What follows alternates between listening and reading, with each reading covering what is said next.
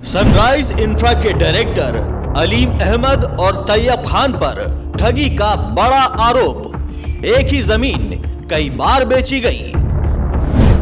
लखनऊ में खौफनाक real estate घोटाला, बिना जमीन के हजारों प्लॉट बेचे, ग्राहकों के सपने चकनाचूर। मोहनलालगंज में जमीन का काला खेल, एक ही प्लॉट को 4 लोगों को बेचकर ग्राहकों के साथ ठगी। सनराइज इंफ्रा का ऐसा जाल, ग्राहकों को नहीं पता उनका कौन सा प्लॉट, एक प्लॉट के 3 मालिक। लखनऊ के मोहनलालगंज में छिपा हुआ एक ऐसा रियल एस्टेट घोटाला सामने आया है जो किसी भयानक सपने से कम नहीं।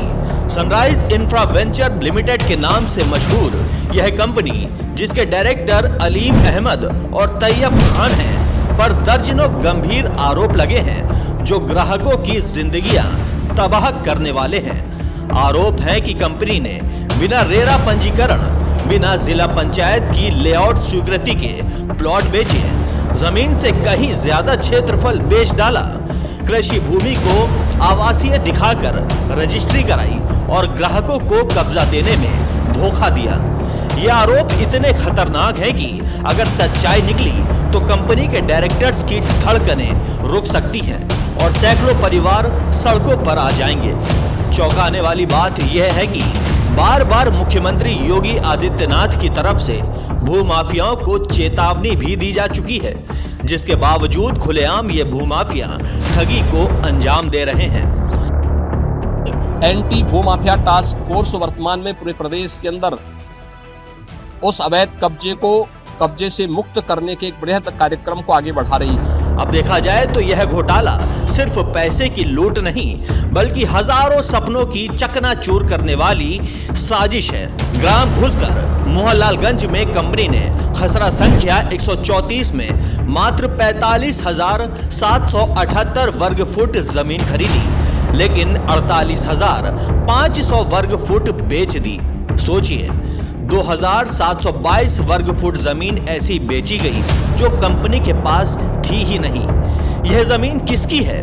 किसके खून पसीने से कमाई गई जमीन को कंपनी ने हड़प लिया।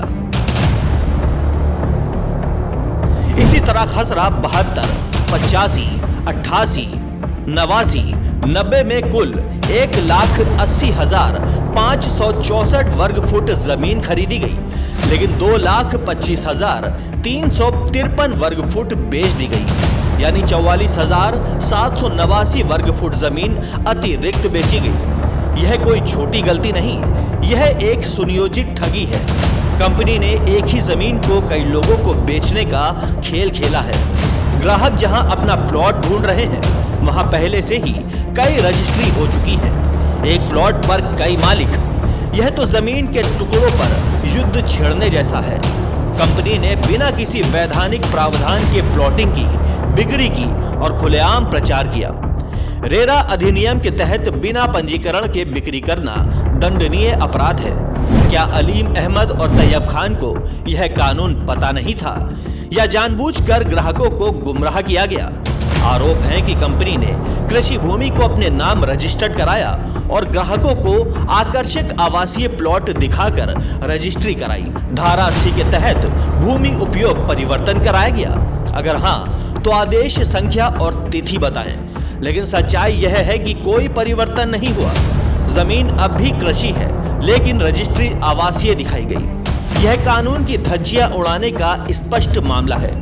ग्राहकों को कब्जा किन खसरों में दिया गया, कंपनी यह स्पष्ट क्यों नहीं कर रही है? आरोप है कि रजिस्ट्री एक खसरे की कराई गई और कब्जा दूसरे खसरे का दिया जा रहा है। वह खसरा कंपनी के पास पर्याप्त जमीन वाला नहीं है। ग्राहक नाम पर दर्ज ही नहीं हो पा रहे हैं क्योंकि जमीन ही नहीं बची। खारिज दाखिल के लिए तहसील के चक्कर लगाने वाले ग्राहक दर दर भटक रहे हैं। उनकी जिंदगियां बर्बाद हो रही हैं। बच्चे स्कूल नहीं जा पा रहे, परिवार टूट रहे हैं। इस ठगी और गलती का जिम्मेदार कौन? कंपनी ने जमीन खरीदने से ज्यादा बेची है, फिर भी कोई जवाब नहीं। अगर कल प्रशासन, जिला पंचायत या रेरा जांच बैठाती है, तो क्या अलीम अहमद और तैयब खान लिखित गारंटी देंगे कि कि हर ग्राहक को उसी खसरे में वैध कब्जा मिलेगा जो रजिस्टर्ड है या फिर रिफंड के लिए तैयार है। आरोपों के मुताबिक कंपनी ने डबल रजिस्ट्री का खेल खेला है। एक ही जमीन कई बार बेची गई। ग्राहकों की खसरावार सूची सार्वजनिक क्यों नहीं की जा रही है? क्योंकि सच्चाई सामने आएगी तो पूरा जाल बेनकाब हो जाएगा। यह घोटाला सिर्फ मोहनलालगंज तक सीमित नहीं, लखनऊ में रियल एस्टेट के नाम पर ऐसे कई खेल चल रहे हैं, लेकिन सनराइज इंफ्रा वेंचर्स का यह मामला सबसे भयावह है। क्या सनराइज इंफ्रा करेगी शाइन सिटी पार्ट 2 इतना बड़ा खेल कंपनी के द्वारा? धारा लक्ष्य समाचार ने जब इस मामले पर कंपनी के डायरेक्टर को सवाल भेजा तो कंपनी के डायरेक्टर ने अपने ऊपर लगे आरोपों पर कुछ भी नहीं बोलना चाहा।